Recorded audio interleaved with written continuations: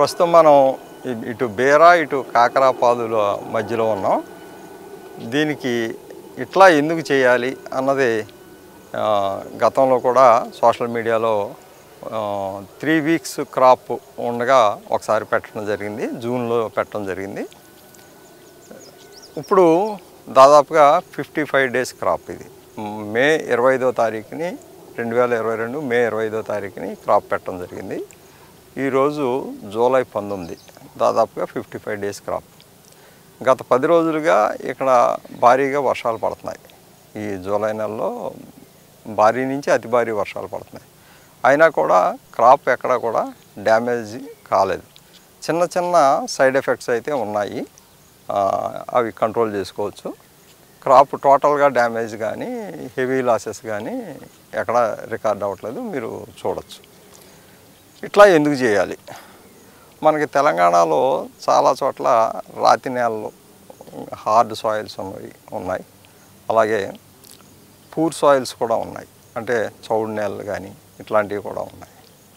ఇట్లాంటి నేలలు ఉన్న చోట కొంతమంది రైతులు వాళ్ళు పండించాలనుకుని ట్రై చేస్తున్నారు, ఫెయిల్ అవుతున్నారు.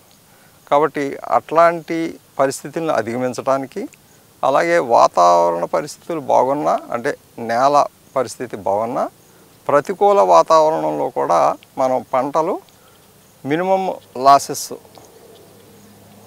బయటికి పడాలి అంటే ఎట్లాంటి విధానాలు పాటించాలి? మనం చేసేది ఆర్గానిక్ ఫార్మింగ్ కాబట్టి ఆర్గానిక్ ఫార్మింగ్లో కలుపు ప్రధాన సమస్య. ఈ కలుపుని అధిగమించడం ఎలాగా అంటే ప్రతికూల వాతావరణ పరిస్థితుల్ని తట్టుకోవాలి, కలుపుని అధిగమించాలి. ఈ రెండింటిని తట్టుకుని మనం క్రాప్ని తీయగలగాలి. అప్పుడు మాత్రమే రైతు ఇందులోంచి బయటపడి కాస్త సంపాదన చేయగలుగుతాడు. ఇప్పుడు ఇక్కడ మీరు చూసినట్లయితే ఇంతకు ముందర జనరల్గా అన్ని చోట్ల చేసేది ఏంటంటే మల్చింగ్ షీట్ వాడతాం. అలాగే వీడ్ రిమూవల్కి మాన్యువల్ కానీ మెకానికల్ కానీ రెండూ చేస్తూ ఉంటాం. ఇప్పుడు 55 డేస్ క్రాప్ అయింది కదా, ఈ 55 డేస్ క్రాప్లోని ఈ మధ్యలో మీరు చూసినట్లయితే ఇక్కడ ట్రాక్టర్తో దున్నేసాం. ఇక్కడ వీడ్ మేనేజ్మెంట్ ఈజీగానే ఉంది. ఈ పక్కకు వచ్చేటప్పటికి కొంచెం కలుపు ఎక్కువగా ఉంది, కానీ ఈ క్రాప్కి దానికి సంబంధం లేదు. అంటే ఈ క్రాప్ గ్రోత్కి ఆ కలుపు వల్ల దీనికి ఏమీ డ్యామేజ్ అనేది, నష్టం అనేది జరగట్లేదు. అందుకోసం అని చెప్పి ఇట్లా మనం యూరియా బ్యాగులు, దానా బ్యాగులు లాంటివి తీసుకుని అందులో 50% మట్టి, సుమారుగా 15 కేజీల మట్టి, 15 కేజీల పేడెరువు తీసుకుని రెండు బాగా మిక్స్ చేసి కొద్దిగా ఒక 50 గ్రామ్స్ మించకుండా వేపపిండి కలిపి అందులో విత్తనం పెట్టడం అన్నది జరిగింది. దీనికి మా రెగ్యులర్ ప్రాక్టీస్ ఏంటంటే ఒక కిట్ రూపంలో తయారు చేసుకున్నాం అన్ని రకాల బ్యాక్టీరియాలు. ఆ బ్యాక్టీరియాలన్నింటినీ స్టార్టింగ్లోనే ఒకసారి ఇవ్వటం అన్నది జరుగుతుంది. అంటే న్యూట్రిషన్ మేనేజ్మెంటు, డిసీజ్ మేనేజ్మెంట్ అన్నీ కూడా దాని ద్వారా జరుగుతూ ఉంటుంది. ఇది మేము రెగ్యులర్గా చేసేటువంటి ప్రాక్టీస్. ఇక్కడ మీరు చూసినట్లయితే ఈ 10 రోజులు వర్షాల వలన కొంచెం లీఫ్ ఎల్లో కలర్ వచ్చింది, అంతకుమించి మేజర్ డ్యామేజ్ అయితే లేదు. పాదులు చచ్చిపోవటం కానీ పూర్తిగా పోవటం కానీ ఏమీ లేదు. కొద్దిగా న్యూట్రిషన్ మేనేజ్మెంట్ చేసుకుంటే సరిపోతుంది. లీఫ్ ఎల్లో కలర్ వచ్చింది. బీరలో అయితే కొంచెం అధిక వర్షాల వలన ఫ్లవర్ డ్రాప్ అవుతుంది. ఇక్కడ చూసినట్లయితే ఫ్లవర్ డ్రాప్ అవుతుంది. దీన్ని కూడా కొంచెం 2-3 రోజులు ఎండ వచ్చినట్లయితే ఇది కూడా రికవర్ అయిపోతుంది. ఇక్కడ ఫ్లవరింగ్ కూడా చాలా బాగా వచ్చింది. మీరు చూసినట్లయితే ఫ్లవరింగ్ కూడా చాలా బాగుంది. కాబట్టి ఎక్కడా కూడా క్రాప్ అనేది డ్యామేజ్ లేదు. ఇప్పుడు ఈ పక్కన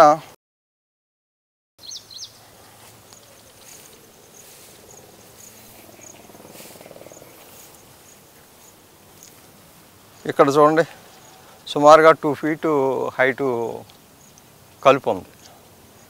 కానీ ఆ క్రాపు 2 feet హైట్లో ఉంది ఆల్రెడీ. 1.5 feet దాటేసి బ్యాగ్ ఉంది, దానిపైనుంచి వెళ్తుంది. అంటే దీనికి దానికి సంబంధం లేదు. ఇది ఎంతగా ఉన్నా కూడా దీని ప్రభావం దాని మీద పడదు. కొన్ని పరిస్థితుల్లో కొన్ని కీటకాలు లాంటివి చేరేటువంటి అవకాశం ఉంది. దాన్ని మనం పెస్ట్ మేనేజ్మెంటు చేసుకోవటం ద్వారా మైక్రో ఆర్గానిజం, బవేరియా, వెట్సీలియం, మెట్రైజం ఇట్లాంటివి ఇస్తూ ఉంటాం. వాటి ద్వారా మనం కంట్రోల్ చేసుకుంటూ ఉంటాం. దీంతో క్రాప్ బ్రహ్మాండంగా వస్తాం.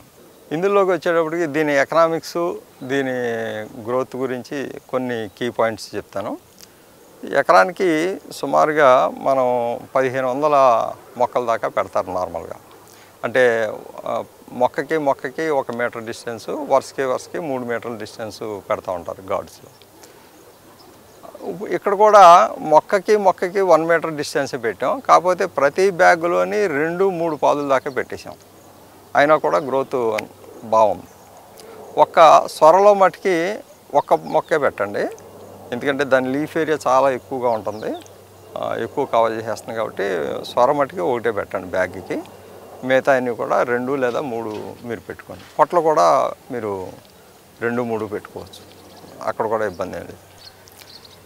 క్రాప్ బాగా వస్తుంది. ఇప్పుడు 1500 బ్యాగులు ఈ రకంగా పెడితే 2 మొక్కలు పెడితే 3000 మొక్కలు అవుతాయి.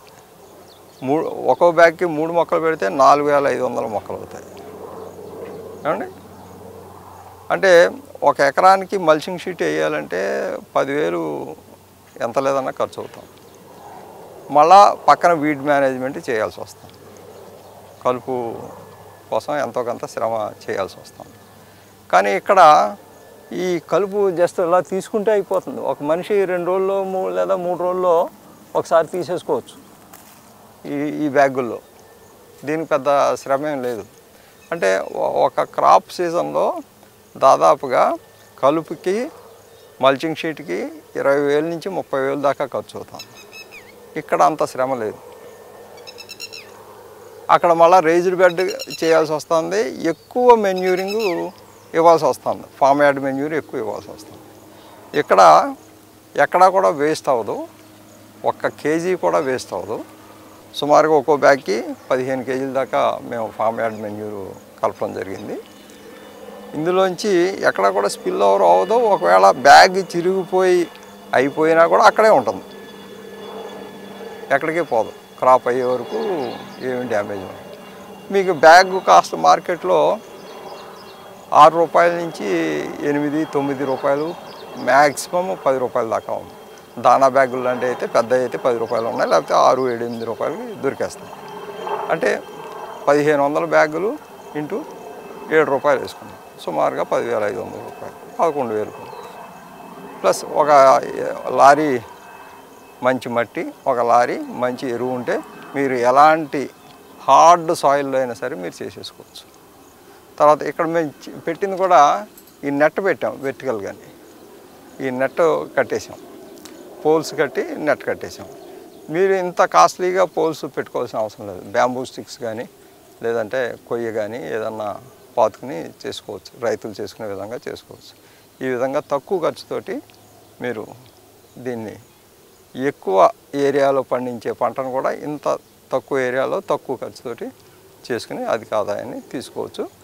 దీనివల్ల క్రాప్ గ్యారంటీ అన్నది ఉంటుంది.